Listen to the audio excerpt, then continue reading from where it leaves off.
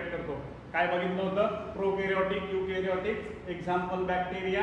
इकडे युकॅरियोटिक मध्ये fungal cell, plant cell, animal cell, protist cell. These are the examples of eukaryotic cell. Right. आता मी 3 नावं बोर्डवर लिहिलेली आहेत. Aristotle, Carolus Linnaeus and R H. Whittaker. Right. These 3 studies are involved in classification system. They develop classification system. त्यांनी क्लासिफिकेशनची एक system develop केली. त्यापैकी number 1 is Aristotle, and he developed or he divide all organisms into 2 categories. One is kingdom Plantae, ज्यामध्ये सर्वच plants आलेत, and second one is kingdom Animalia, ज्यामध्ये सर्वच animals आलेत. On what basis he divide? On the basis of simple morphological characters. जे बाहेरून characters दिसतात त्यावरूनच त्यांनी 2 सिस्टीम मध्ये क्लासिफाय केलं. मग काही दिवसांनी ही system, this system was found. हा शब्द बघा काय, सेम एनसीईआरटीच्या बुक मध्ये सिलेबस शब्द आहे. This classification system given by Aristotle after some time was found inadequate. म्हणजे अपुरी वाटायला लागली, पुरेशी वाटत नव्हती, कारण सर्वच प्लांट्स एकाच मध्ये येणं शक्य नव्हते. म्हणून next scientist came in the show and he was Carolus Linnaeus. मी तुम्हाला पहिले सांगितलं सायंटिस्टची नावं अतिशय करेक्ट लिहिल्या गेलीच पाहिजे. C capital Carolus Linnaeus. Carolus Linnaeus was the second who divide the plants it into 2 categories. त्यांनी पण त्याला 2 कॅटेगरी मध्ये केलं आणि त्याला त्यांनी म्हटलं 2 किंगडम सिस्टीम. काय म्हटलं त्याने? He called it as a 2 kingdom classification system. One is Plantae and second one is Animalia. फक्त Carolus Linnaeus ना consider करत असताना he considers some more characteristics, not only morphological characteristics. Otherwise, both have the same, means both divide the organism into 2 मध्येच divide केले. Kingdom Plantae, Kingdom Animalia. Right? So Carolus Linnaeus developed 2 kingdom system. One is Kingdom Plantae, second one is Kingdom Animalia. आणि काही दिवसानंतर असं लक्षात आलं की Carolus Linnaeus classification system is also inadequate. तीही पुरेशी नाही, तीही समाधानकारक नाही. म्हणून third scientist came in the show and his name is R.H. Whitaker, and he developed the classification system. And जी classification system यांनी दिली, that classification system is popularly known as 5 kingdom classification system. C for classification. त्याला काय म्हटलंय? 5 kingdom classification system, and this system now we are using. आजपर्यंत तीच system आपण वापरत आलेलो आहोत आणि आजही आपण ती सिस्टीम वापरतो. कुठली? R.H. Whitaker. काय सांगितली?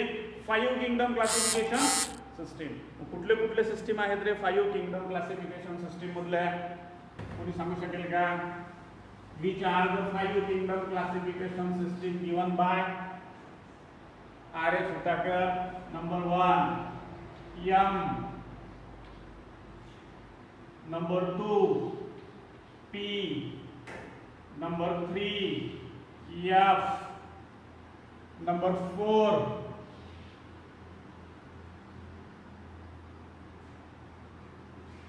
P. Number 5, A. किती? 5 kingdom system. Yes, M stand for? कोण सांगू शकेल? M stand for? Yes, anyone? M stand for? M stand for first kingdom he has involved, that is called as Monera. Second, P. Protista. F. Fungi. P. As usual, Plantae, kingdom Plantae. A. Kingdom Animalia. Right? So these are the 5 kingdom classification system given by R.H. Whitaker, जे आज आपण वापरत आहोत. त्यापैकी लक्षात ठेवताना पहिला Monera, protista, फंजाय, plants, animals. Confusion फक्त या दोघांमध्ये होते. फंजाय, plant and animals. Plant include in the kingdom known as Plantae. Animals include in the kingdom known as Animalia. Fungus, fungi, protist and monera. थोडे कन्फ्यूज करतात म्हणून काय करायचं, MP. MP stand for Madhya Pradesh, हे आपल्या सहज लक्षात राहते म्हणून आपण तो थोडासा ट्रिक्स वापरायची. MP. मग पहिलं काय, M for Monera, B for protist. Right. आता हा मोनेरा जो आहे that is called as monerons आणि याचे एक्झाम्पल आहे bacteria. Right. Bacteria. Correct. Bacteria म्हणजे कुठलं, प्रोकॅरियोटिक्स. म्हणजे त्यांनी काय केलं, all prokaryotes are grouped into one kingdom which is known as Monera. आणि बॅक्टेरिया कशा आहेत, सिंगल सेल आहे. That we call it as a unicellular. एकच सेल आहे, that is single cell. Single cell unicellular prokaryotics. Prokaryotes are all, सर्वच्या सर्व prokaryotes त्यांनी कशामध्ये टाकलेत, मोनेरामध्ये. So keep that things in your mind. All prokaryotes are present in the group Monera, म्हणून त्याला म्हणतात मोनेरन्स. राईट. मग प्रोकॅरियोट्स काय आहेत तर मोनेरॉन्स. बॅक्टेरिया काय आहेत तर मोनेरॉन्स. सेकंड ग्रुप आहे प्रोटिस्टा आणि या प्रोटिस्टामध्ये काय आहे, प्रोटोझोआन, युग्लिना, पॅरामोइसियम, प्रोटोझोआन, की जे कसे आहेत प्रोटोझोआन. आणि कसे आहेत प्रोटोझोआन म्हणजे युनिसेल्युलरच आहेत. काय आहेत, युनिसेल्युलरच आहेत. मोनेरामध्ये काय आहेत, युनिसेल्युलरच आहेत, सिंगल सेलच आहेत. पण मोनेरामध्ये कुठले आहेत, सिंगल युनिसेल्युलर प्रोकॅरियोट्स. आणि काही काही असे आहेत की they are eukaryotes but single cell. मग त्याला त्यांनी काय केलं की he put all the such organisms which are unicellular eukaryotes. लक्षात घ्या, yeast unicellular eukaryotes he put in kingdom Protista. दोनच डिफरन्स आहे. Unicellular prokaryotes in Monera, whereas unicellular eukaryotes in protista. Right. याचे एक एक एक्झाम्पल तुम्ही लर्न करा बुक्समधून. मी तुम्हाला याच्यापूर्वी सांगितलं की बुक्स कुठले तर स्टेट बोर्डाचे 11वीचे आणि 12वीचे 2 पुस्तक, NCERTचे 11वीचे आणि 12वीचे 2 पुस्तक, असे 4 पुस्तक तुमच्याकडे आजच असायला पाहिजे. त्यात कंजूसी करायचं काही कारण नाही. म्हणजे काय होईल की ज्या गोष्टी आपल्याला अभ्यास करायच्या आहेत, एव्हरीथिंग इज फ्रॉम NCERT, मग ते पुस्तक आपल्या घरी असलंच पाहिजे. Any time we can open करायचं वाचायचं, ओपन करायचं वाचायचं. इथून पुढे 2 वर्ष, इथून पुढे 2 वर्ष books should be your good friends. आणि हे 4 आणि अजून जेव्हा जेव्हा सर मॅडम सांगतील त्यावेळेस ते तरच तुमचा रिझल्ट 101% येणार म्हणजे येणार. राईट. सो लक्षात आलंय, this is what system. All fungus Aspergillus niger, Penicillium notatum, all fungus put in Fungi. Plantae जे सुरुवातीला घेतलं होतं, bryophyte, pteridophyte, gymnosperm, angiosperm, Plantae. Fishes, amphibian, reptiles, birds, mammals, all put in animals. So this is what the classification system. मग कोणी कोणी classification system काढली रे, आता वाटलं तर त्याच्या नोट्स तुम्ही काढा. कुठली कुठली क्लासिफिकेशन सिस्टीम काढले, 3 scientist. Aristotle, two kingdom system considering simple morphological characters or simple morphological characteristics. This system after some time was found inadequate. So who is next? After Aristotle, who is next? Okay. Third and fourth kingdom system is there. That is different task, right? That we will take up separately. हे third आणि fourth sequence येणार नाही, एक लक्षात घ्या. To का बरं म्हटलं? दोस किंगडम मध्ये आहे फक्त, बरोबर.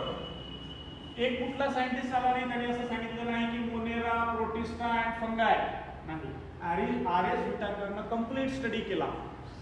And after complete study he has given किंवा he has divide all the organism into 5, म्हणून त्याला 5 म्हटलं. मग तिसरं असलंच पाहिजे आणि चौथी असलीच पाहिजे अशातला भाग नाही, राईट. 2 किंगडम 5 किंगडम म्हणून मधातले आहेतच अशातला भाग नाही, किंवा असलेच पाहिजेत अशातला भाग नाही. आता काही दिवसांनी विटाकर नंतर एखादा नवीन सायंटिस्ट येईल तुमच्यामधून आणि तो सांगेल की ही क्लासिफिकेशन सिस्टीम मध्ये काही काही ऑर्गॅनिझम बसत नाहीत. मग तो म्हणेल की 2 किंगडम मी नवीन शोधून काढल्यात. मग आपण त्याला काय म्हणू? 7 किंगडम क्लासिफिकेशन सिस्टीम ऑब्वियसली आहे, राईट. त्याच्यामुळे 3 and 4th kingdom system is not the issue. Fine.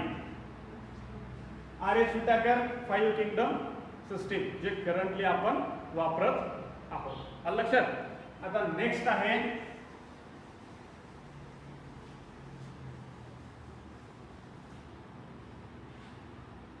Number of cells. Number of cells. One is unicellular and second one is multicellular, and that is important. Means depending on organism किती sale पासून बनलेला आहे त्यावरून there are 2 types of organisms. कुठले कुठले? One is unicellular organism and second one is multicellular organism. तो कशाला unicellular organism म्हणायचं? The organism which is made up of single cell only is known as unicellular organism. Example कुठले? तर example bacteria, right, unicellular. Amoeba unicellular. Paramecium, paramecium काय आहे? Unicellular.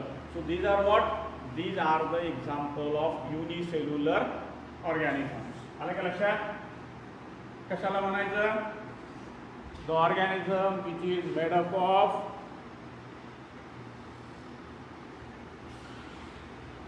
spelling correct. AMIBA नाही. AMOEBA, amoeba. Should be very particular, right? Muhim. We should be very particular about example, right? The organism which is made up of single cell is known as unicellular organism. For example, this cell आहे. This is one organism. Which the single cell. Single cell is organism. That is why we call it as a unicellular organism. आता now multicellular organism. काय definition आहे? The organism which is made up of more than one cell. मग 50 असतील, 100 असतील, लाख असतील, करोड असतील, right? That organism we called it as a multicellular organism. Examples: all higher plants,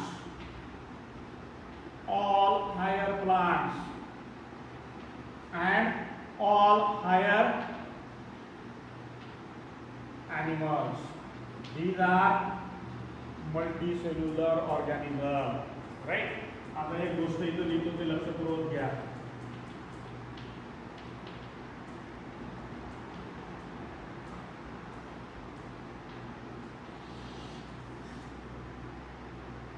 आता कुठलं ऑर्गॅनिझम असणं आवश्यक आहे किंवा ॲडव्हान्टेज आहे?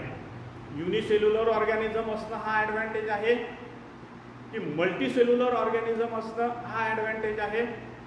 तर एक आहे being multicellular organism is advantage because in multicellular organism division of labor is there. Division of labor is there. म्हणजे काय, प्रत्येकाचं डिव्हिजन झालेलं आहे. जसं एखादं घर घेतलं तर त्या घरामध्ये काय आहे, किचन सेपरेट आहे, बेडरूम सेपरेट आहे, हॉल सेपरेट आहे, टॉयलेट बाथरूम सेपरेट आहे, काही पोर्च सेपरेट आहे, राईट. हा झाला मल्टीसेल्युलर ऑर्गॅनिझम. म्हणजे काय की in multicellular organism there is a division of labour, division of labour, and in unicellular organism no division of labour. एक हॉल, कंप्लीट हॉल आणि स्ट्रक्चर, जो फरक आहे तोच फरक तुम्हाला युनिसेल्युलर आणि मल्टीसेल्युलर ऑर्गॅनिझम मध्ये पाहायला मिळेल, right. So unicellular means made up of single cell, example समोर आहेत. Multicellular means made up of more than one cell. Being multicellular organism is advantage because there is a division of labor. म्हणजे प्रत्येक सेलला प्रत्येक काम करून दिलेलं आहे. Respiratory cell perform only respiration. That cell is not worried about digestion. डायजेशनच्या ज्या sale आहेत ते फक्त डायजेस्टिव्ह सिस्टीम मध्ये काम करतील, ते रेस्पिरेटरी मध्ये हस्तक्षेप करणार नाहीत. That is what the unique characteristics of multicellular cells, right? So with this I would like to stop this lecture. Okay, thank you one and all.